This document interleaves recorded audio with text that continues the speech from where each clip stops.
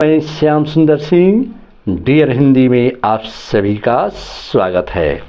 चलिए बच्चे, आइए हर तरह से मुस्कुराते रहिए, खिलते रहिए, प्रफुल्लित रहिए। और बेटा, जीना है तो हंस के जियो, जीवन में एक पल भी रोना ना। चलिए, आज मैं दिगंत भाग 2 कक्षा 12वीं से शमशेर बहादुर सिंह द्वारा लिखित कविता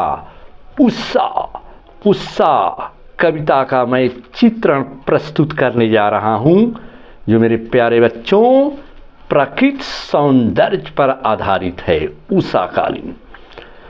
जिस तरह से हमारे हिंदी साहित्य में प्रकृति के सुकुमार कवि सुमित्रानंदन पंत को कहा जाता है, पंत जी जिस तरह प्राकृतिक सौंदर्य को उकेरे हैं, नदी, पहाड़, पर्वत, झील, झरना, पशु, पक्षी, तो वैसे हमारी शमशेर बहादुर सिंह जो हैं हमारे पंत से कम नहीं हैं, जिन्होंने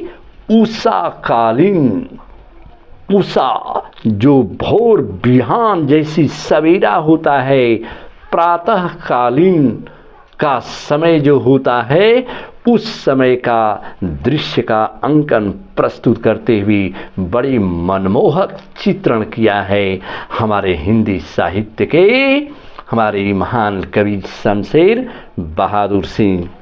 हमारे बच्चे, कहना क्या है, शमशेर तो वैसे हैं कि जैसे अपना असर धीरे धीरे डालते हैं, और शमशेर जैसे कवियों का कोई स्कूल नहीं बनता मेरे प्यारे बच्चों, उनका कोई पंथ और प्रतिमा भी नहीं बनती हिंदी साहित्य में।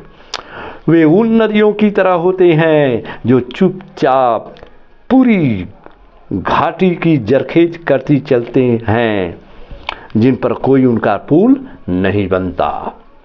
एक महान हमारे विद्वान ने इनका परिचायक दिया है शमशेर बहादुर सिंह के बारे में, जिनका नाम है अरुण कमल। तो आइए बच्चे, आज मैं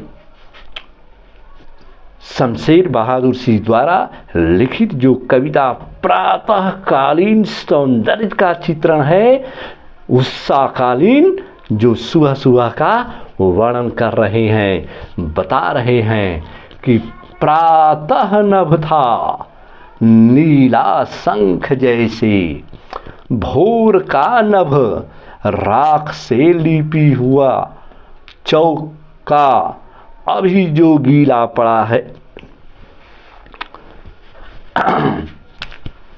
बेटा, कवि यहाँ पर बता रहे हैं कि जो प्रातःकालीन प्राकृतिक सौंदर्य पर आधारित यह कविता, जो कि सुबह सुबह का वेला का प्रातः समय होता है, उस समय का वर्णन करते हुए हमारे शमशेर बहादुर सिंह के शब्दों में कि जो प्रातः नभ था, प्रातः नभ माने आकाश, नीला शंख जैसे, जो अभी हाल में यदि समुद्र की गर्भ से शंख निकले और शंख का रंग हल्का हल्का उजला तो होता ही है, लेकिन नीले रंग का जो शंख होता है वैसा दृश्य था। माने भोर का जो आकाश था वह नीले शंख के समान था, और भोर का जो नभ आकाश था वह मालूम पड़ा था जैसी माताएं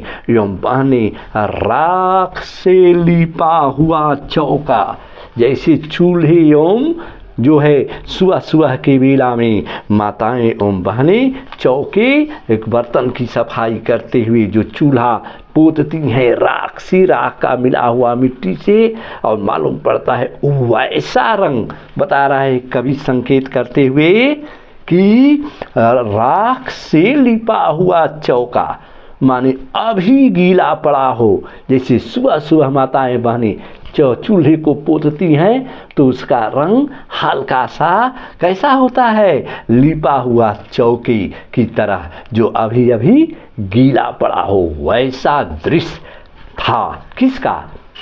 आकाश का।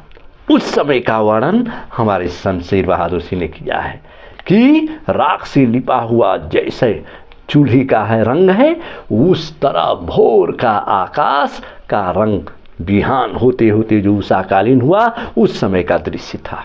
मेरे प्यारे बच्चों, ठीक राख से लिपा हुआ चौके की तरह सादृश्य माने आकाश का रंग। और आगे कवि प्रस्तुत कर रहा है कि बहुत काली सील जरा सा, माने काली सील जिस पर माताएं एवं बहनें जो मसाला वगैरह पीसती हैं, तो ध्यान देना है कि बहुत काली सील माने पत्थर जरा सा लाल केसर। लाल केसर, केसर एक प्रकार का वस्तु होता है जो कि यदि माताएं बहनें यदि अपने सील पर पीसती हैं और उसको सिमट लेती हैं तो उसका रंग सील का हल्का हल्का लालिमा जैसा होता है, केसर के रंग जैसा होता है।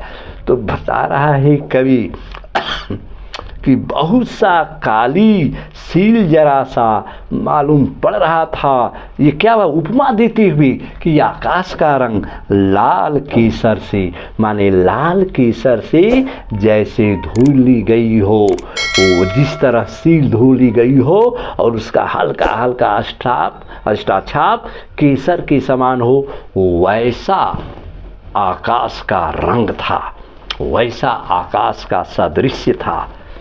कवि बता रहा है उषाकालीन का यहाँ प्राकृतिक सौंदर्य का चित्रण करते हुए। मेरे प्यारे बच्चों, जरूर समझना है। हाँ, तो आगे बढ़ रहे हैं कि अब कवि कह रहा है आगे कि स्लेट पर लाल खड़िया चौक। ध्यान देना है यहाँ पर कि यदि हम स्लेट पर चौक, लाल खड़िया चौक, कुछ कुछ चौक लाल होते हैं, खड़िया चौक, तो उस पर यदि बच्चा कोई लिखता है तो उसका रंग हल्का हल्का उजला। तो स्लेट पर लाल खड़िया चौक मल दी हो किसी ने, माने कोई स्लेट पर लाल खड़िया चौक, जो चौक होता है लिखने वाला श्याम पट पर, उसका रंग की समान कोई है मल दी हो, किसी ने लगा दी हो, उस तरह का स्लेट पर लिखा हुआ जो है चाक के समान खड़िया जिसने मल दी हो, लगा दी हो, ठीक उसके समान आकाश का रंग था। यहाँ कवि उपमा दे रहा है कि जिस तरह कोई बच्चा स्लेट पर या कोई लगा देता है तो उस तरह का रंग था, ठीक खड़िया लाल चौक के समान, चाक खल्ली जिसको हम कहते हैं। और फिर आगे कवि यहाँ पर बहुत ही मार्मिक ढंग से चित्रण प्रस्तुत करते हुए बता रहा है कि यहाँ पर एक नायिका का वर्णन कर रहा है कि गौर नील जल में या किसी की गौर झिलमिल देह जैसे हिल रही हो। माने यहाँ कवि बता रहा है बहुत ही मार्मिक पंक्तियाँ कभी कभी बच्चों को व्याख्या करने के लिए भी आ जाता है, हमारे बच्चे कंफ्यूजन में पड़ जाते हैं। तो यहाँ पर कभी कि नीले जल, जिस तरह नीला जल यदि सरोवर का, तालाब का इतना सुंदर साफ स्वच्छ हो, तो नीले जल में या किसी की गौर झिलमिल, माने कोई नायिका नीले जल में स्नान कर रही हो और उसका पानी शरीर धीरे धीरे जैसे हिल रही हो, तो गौर झिलमिल करते हुए, गौर माने गोरा, झिलमिल माने झिलमिलाता हुआ, देह माने शरीर जैसे हिल रही हो, वैसा माने कोई नायिका नीली रंग, नीली जो है नीली जल में कोई नायिका स्नान कर रही हो और उसका गौर गोरे रंग का शरीर झिलमिल करते हुए प्रदर्शित कर रहा हो, वैसे हिल रही हो, उस तरह से आकाश का रंग बिल्कुल दिखाई दे रहा था। यहाँ पर कवि प्रतिबिंबित कर रहा है, बता रहा है कि जिस तरह नीले जल में किसी नायिका का गोरे शरीर झिलमिल करते हुए नायिका स्नान कर रही हो, वैसा रंग आकाश का दिखाई दे रहा था। मेरे प्यारे बच्चों। और आगे कवि कह रहा है, बहुत ही ये जो जिन ढूंढा तीन पानियाँ गहरे पानी पर, छोटी कविता है लेकिन भावात्मक शैली में रची गई है। अंत में कवि कह रहा है, और जादू टूटता है इस उषा का, अब सूर्योदय हो रहा है। जादू टूटना मुहावरा भी हम ले सकते हैं, कोई चीज को अदृश्य देखना।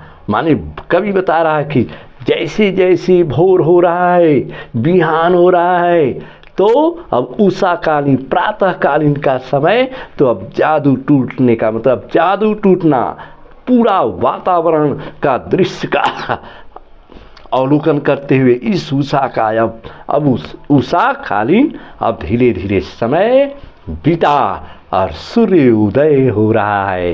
अर्थात सूर्य अपने प्रकाश को, अपने किरण को बिखेरते हुए पूरा उजाला कर दिया। अर्थात प्रातःकालीन समय बिल्कुल समाप्त हो गया। अब सूर्य उदय हो गया।